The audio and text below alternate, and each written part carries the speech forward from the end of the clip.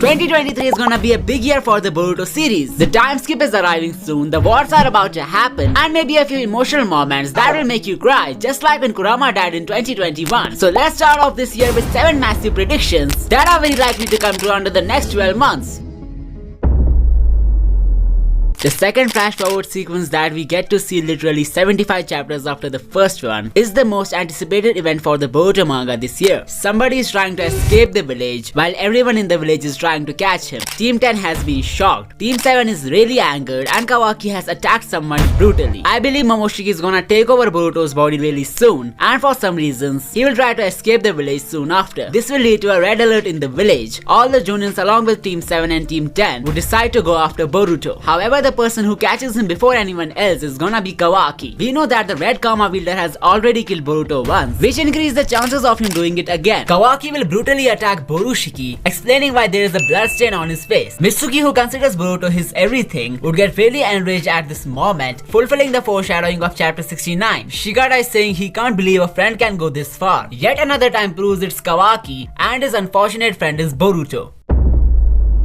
The second major event, and arguably the most awaited occurring just behind the time skip, is Boruto's eye getting cut. It will mark the beginning of the twist of fate that Momoshiki has been reminding Boruto about. Since something unbelievable has happened in the glimpse of future that has antagonized Mitsuki on another level, chances are Kawaki has slashed off Boruto's eye in this sequence. The prologue scene shows Boruto with a broken headband along with the scar, so it's very likely that he's wearing the headband in this scene. Or maybe the final time skip scene will reveal Boruto with a stainless headband, as the writers have already made it clear that some small changes can happen in the final version of the prologue scene. Nevertheless, the reason Kawaki would cut Boruto's eye has something to do with the healing factor of his blue karma. Back when Boruto broke his horn, it did not grow back when Momoshiki appeared for a second time. The pure otsutsukification of Boruto happened shortly after, and we haven't seen Momoshiki emerge ever since. The point I wanna make is that Boruto's body is vulnerable to wounds and injuries when he's under the possession of the monster. That's why the scar on his eye did not heal, as it was given to him under Momoshiki's control. I guess it was Kawaki's way of stopping the influence of Momoshiki on Boruto. Maybe he believed that the Byakugan is the link between Momo and his vessel. That's why he destroyed it. In spite of that, we can conclude Boruto does survive. Even after this horrific incident, it just triggers the bad times in his life.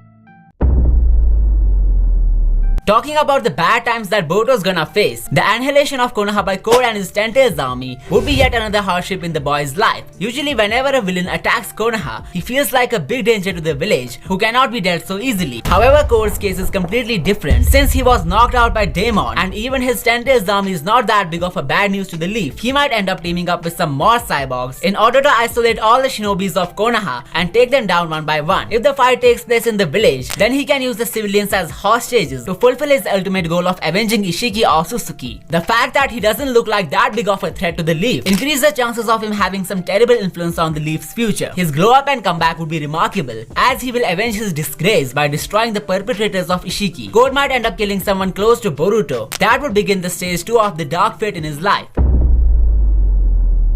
A major death could be the reason behind Kawaki's shinobi hatred, something that impacted him so badly that he desired to have a complete makeover of the ninja system. The way Code is acting hungry for revenge feels like some major character might end up dying by his hands. Naruto or Himawari are the two people who could possibly end up losing their lives by him. Let's start off with Naruto's death and what Kawaki means by the statement.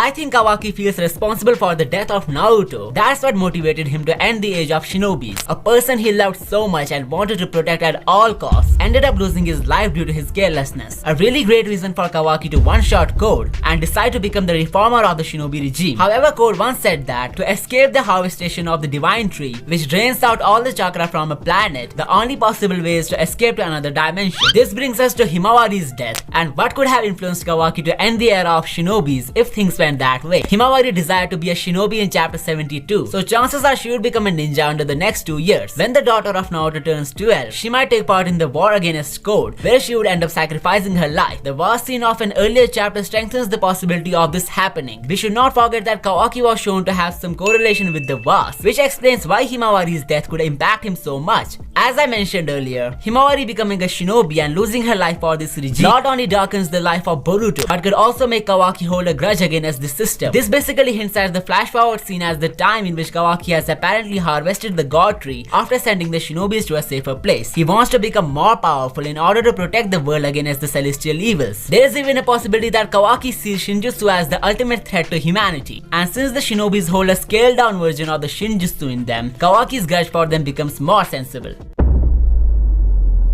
The honor of shinobis cannot go down so easily, as the shadow of Konoha Sasuke Uchiha won't leave a stone unturned to fulfill his resolve. The recent adaptation of the Sasuke Retsuden novel could be a possible foreshadowing of his death. When Sasuke's final scene would arrive, there will certainly be some flashbacks of his life, and this decision of the creators to adapt his novels into the anime as well as the manga will certainly act as a good flashback material during that event. By this we can conclude Sasuke's death is inevitable. Now the question arises, how will he end up dead? There are many speculations for Sasuke's death, but I'm about to tell you the one which is compatible with the other theories of this video. The resolve of Sasuke could be to train Boruto against the lone enemy of the shinobi regime, which is Kawaki. However, the one responsible for Sasuke's death could be the partner of Kawaki, the one and only Aida. It's obvious for the Moon-Eyed Girl to take Kawaki's side in the Kama brother conflict. Sasuke training Boruto and potentially foiling Kawaki's plan is something that needs to be taken care of. So Aida sending her brother Daemon to locate Sasuke and kill him might be the case here. After all, she has the all-seeing eye, the Senringan. There are some more details involving Sarada, which raises the possibility of this occurring even more.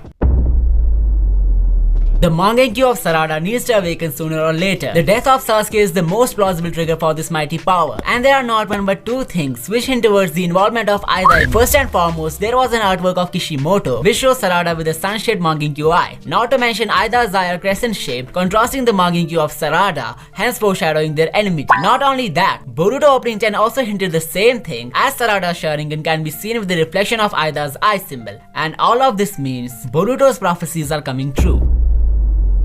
This prophecy was a straightforward reference to Aida taking away everything from Boruto, but nobody was ready to accept it due to this mistranslated panel of a fan website. The Moon-Eyed Girl does not have any personal grudges with Boruto, but the only reason that will force her to make his life miserable is Kawaki. The Blue-Eyed Girl is ready to kill Amado if she doesn't get Kawaki. There is no way she will hesitate in dealing with Boruto. The crazy part is she had already made a deal with Code to spare Kawaki and use Boruto as the Tentacles fodder. The way Momoshiki was bewildered about her love charm yet another time proves the same thing. The Blue Eyes prophecy was about Aida, and she will take everything away from Boruto on the command of Kawaki. The reason is quite simple. Kawaki hates the Otsutsukis from the core of his heart. He won't let a potential danger create problem for his godfather. Not only that, Boruto is becoming a hurdle in his plan of shinobi annihilation. He needs to be taken care of. But what Kawaki doesn't know is that Boruto will soon awaken the most prominent Shinjutsu in one of his eyes. That will help him to counter his dark fate. Check out this video if you think the Jogan is a myth. I will continue the rest of the story in the next part, so subscribe to watch it first.